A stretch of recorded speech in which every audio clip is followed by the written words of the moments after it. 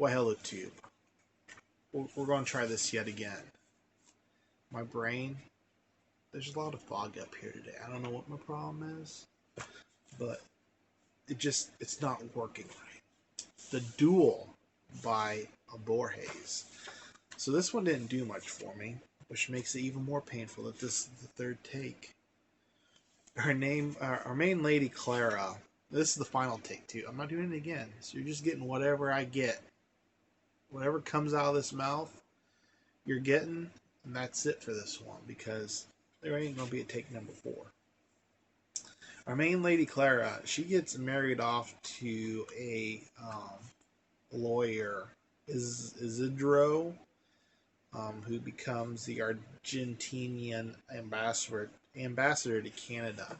He croaks, all right? And he just croaks. And she becomes an artiste. Yeah, that's how they pronounce it in Argentina. And so the story is about her and another lady. I don't know if I can find her name real quick. Marta Pizarro, and they compete with each other in this artistic world, and it's a friendly competition. And then finally, Clara croaks too, and Marta is just sad. She gets all dark and depressed and becomes a little emo artist girl. That's pretty much it. That's pretty much the story. It's a short one. It's only like 6 pages. One interesting line, though, the very first line actually. Henry James, whose world was first revealed to me by one of my 2 characters, Clara Figueroa. That's how you pronounce it. Would perhaps have been interested in this story. He might have devoted to 100 or so pages of tender irony, enriched by complex and painstakingly ambiguous dialogue. The addition at the end of some melodramatic touch would not have been at all likely, nor would the essence of the tale have been changed by a different setting, London or Boston. But it is taking place in Buenos Aires. I kind of paraphrase that last part, but so this is kind of interesting. I've never read any Henry James, so I have Turn of the Screw and the Aspirin papers over there, and it almost makes me kind of want to pick up that book and kind of either read one or both those stories just to see what he's talking about. And I don't know if either one of those stories even would describe to me what he's talking about. Henry James was Aspirin Papers and Turn of the Screw, right? Well, I hope so. Turn of the Screw. I hope that was Henry James.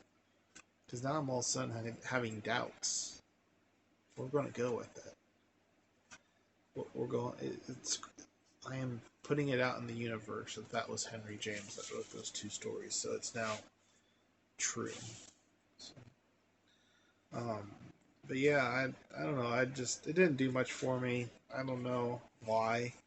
Maybe there's some incredibly deepness to the story that just flew right over my head, which is a common thing we are finding out very often.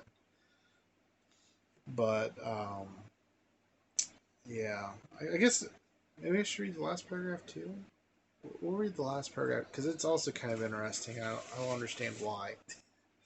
But the last paragraph here. In a delicate duel, because they were competitive, only suspected by a few close friends, there were neither defeats nor victories, nor even an open encounter, nor any visible circumstances other than those I have attempted respectfully to record.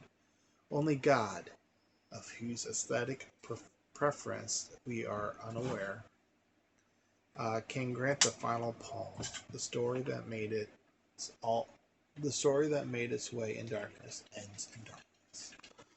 So yeah, that last paragraph makes me think there's some great deeper meaning that, whether it's my fault or Borges' fault. Come on, let's be real. Shoot, let's be real. It's probably my fault. I don't understand the darkness aspect. So, besides, unless they're talking about how the beginning the dude dies and at the end the girl dies, maybe that's how the beginning darkness. I don't know. I don't get it. All right, I don't get it. So, let me know down below. Have you read it? Do you understand it? Do you know what's going on? Do you know the deeper meaning behind this story? That I'm explain it to me. I'm all ears. I don't understand it. So, yeah, the story reads like nonfiction. So I don't understand either. Also, if this is fictionist or nonfictionist. So, yeah, that's it for this one, peeps. I think I'm gonna go take a nap because this brain, it ain't working. So maybe a midday nap is exactly what I need. That's it for this one, peeps. Cheers.